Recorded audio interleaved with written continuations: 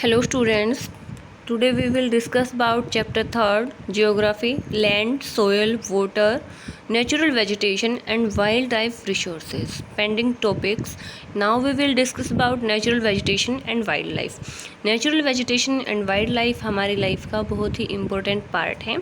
Vegetation and wildlife are valuable resources, ये बहुत ही वैल्यूएबल रिसोर्सेज हैं. Natural vegetation and wildlife exist in biosphere. Natural vegetation और wildlife जहाँ पर एग्जिस्ट करती हैं वो क्या कहलाता है? बायोस्फीयर कहलाता है, जैव मंडल कहलाता है. अब देखिए बायोस्फीयर क्या है, जहाँ पर हमारा हाइड्रोस्फीयर, जो वाटर बॉडीज़ हैं, लैंड पार्ट जो है लिथोस्फीयर एंड जो एटमॉस्फेयर है, वो तीनों जहाँ इंटरेक्ट करती हैं वो क्या कहलाता है? बायोस्फीयर कहलाता है. Biosphere is the narrow zone between the lithosphere, hydrosphere and atmosphere.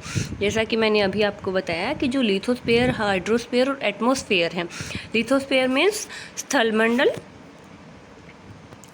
Hydrosphere means जलमंडल एंड एटमॉस्फेयर मीन्स वायुमंडल. ये सभी जहाँ पर इंटरेक्ट करती हैं वो क्या कहलाता है? बायोस्फीयर यानी कि जैवमंडल. ठीक है, तो ये तीनों जहाँ पर इंटरेक्ट करते हैं या फिर उनके बीच जो नैरो जोन है उसको क्या कहा जाता है? बायोस्फीयर कहा जाता है. In the biosphere, living organisms are generally dependent on each other for their survival. This life supporting system is called as ecosystem. Biosphere में जो लिविंग ऑर्गेनिज्म हैं वो एक दूसरे के ऊपर डिपेंड करते हैं अपने लाइफ सपोर्ट सिस्टम के लिए या फिर अपने सर्वाइवल के लिए. जैव मंडल में जीवित रहने के लिए हर एक लिविंग ऑर्गेनिज्म एक दूसरे के ऊपर डिपेंडेंट है और इसी सिस्टम को क्या कहा जाता है? इकोसिस्टम कहा जाता है. जैसे कि ह्यूमन बीइंग जो है वो भी एनिमल्स के ऊपर, वेजिटेशंस के ऊपर डिपेंड करता है. जो एनिमल्स होते हैं वो भी बहुत सारी चीज़ों के लिए जो है नेचुरल जो वेजिटेशन है उनके ऊपर डिपेंड करते हैं. तो ये क्या है? एक तरीके से पारिस्थितिकी तंत्र है, एक इकोसिस्टम है. Uses of vegetation. जो वेजिटेशन है उनके बहुत सारे यूजेज हैं. सबसे पहले तो हमें ऑक्सीजन मिलती है, उसके बाद टिम्बर जिससे हम फर्नीचर वगैरह बना सकते हैं. प्रोटेक्ट सोइल, सोइल को प्रोटेक्ट करता है, सोइल इरोजन को रोकने में बहुत ज़्यादा मदद करते हैं. Provides fruits and vegetables, latex etcetera. जो फ्रूट्स, वेजिटेबल्स और लेटेक्स हैं या फिर जो मेडिसिनल्स जो हैं वो सब कहाँ से हमें मिलती हैं? वेजिटेशन से मिलती हैं. बहुत सारे ऐसे नेचुरल वेजिटेशन हैं जो कि हमें बहुत सारी ऐसी चीज़ें प्रोवाइड कराती हैं जो मेडिसिन बनाने में यूज़ की जाती हैं. Distribution of vegetation. Temperature and moisture affect growth of vegetation. Vegetation की ग्रोथ के ऊपर टेम्परेचर और मॉइस्चर का बहुत ही ज़्यादा प्रभाव पड़ता है.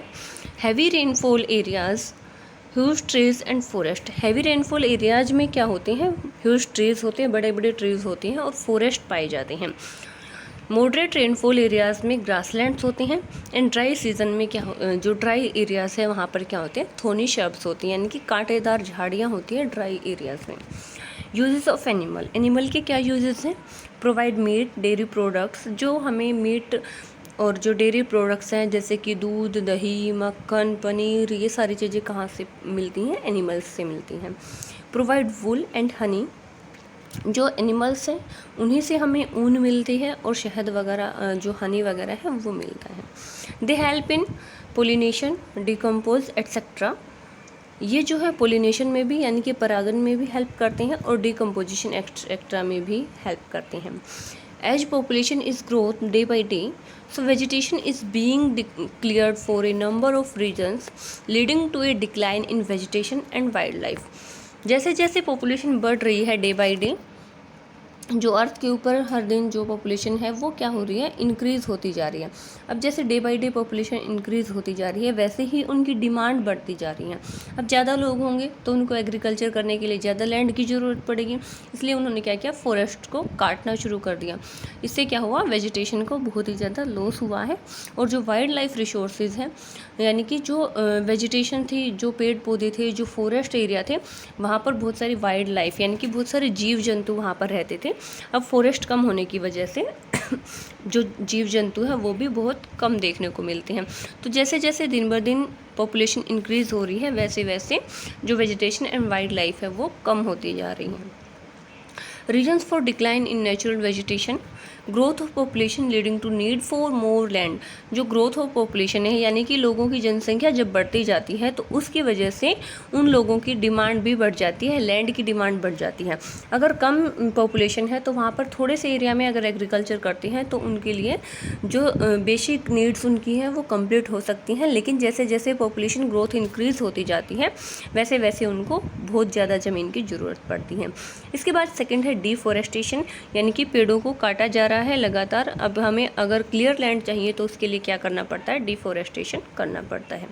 Reasons for decline in natural vegetation, क्या रीज़न है कि नेचुरल वेजिटेशन का भी ह्रास हो रहा है। सबसे पहले आता है सोइल इरोजन। सोइल इरोजन का मतलब होता है कि जो भी कोई ऐसा एजेंट या जैसे कि हवा और पानी, उससे मिट्टी का उड़कर या बहकर एक जगह से दूसरी जगह चले जाना क्या कहलाता है, सोइल इरोजन कहलाता है। सेकेंड है कंस्ट्रक्शन। जब भी हम कोई कंस्ट्रक्शन वर्क करते हैं, कोई बिल्डिंग बनाते हैं या फिर कोई और इंडस्ट्री वगैरह लगाते हैं तो उसके लिए हमें क्या करना पड़ता है, फॉरेस्ट को क्लियर करना पड़ता है, फॉरेस्ट को काटना पड़ता है। इसके बाद बात आती है reasons of decline in wildlife. Wildlife resources जो हैं उनके डिक्लाइन के क्या रीज़न है। पहला है हंटिंग, उनका शिकार किया जाना। दूसरा है illegal trade off hide, skin and tips etcetera, जैसे कि हाथी दांत के लिए या फिर बहुत सारे ऐसे एनिमल्स होते हैं जिनकी स्किन के लिए उनका जो फर होता है उसका क्या किया जाता है, इलीगल ट्रेड किया जाता है। Leading to extension of various animals, बहुत सारे ऐसे एनिमल्स हैं जिनकी जो है ह्रास हो रहा है कंटिन्यू हंटिंग वगैरह की वजह से। इसके बाद आता है conservation of vegetation. Conservation of vegetation हम कैसे कर सकते हैं, उसके बचाव के क्या तरीके हैं। तो सबसे पहला तरीका है अफोरेस्टेशन।